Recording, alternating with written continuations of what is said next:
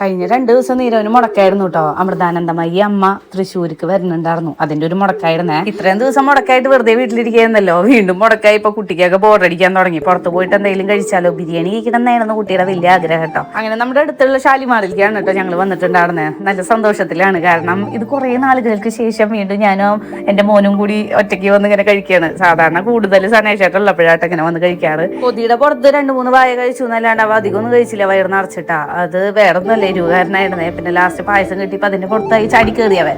പിന്നെ ഞാൻ അവന്റെ ബാക്കിയുള്ളതൊക്കെ കഴിച്ചു കേട്ടോ. എനിക്ക് കുഴപ്പമില്ല, എന്റെ വയറൊക്കെ നടന്നിട്ടുണ്ടായിരുന്നു.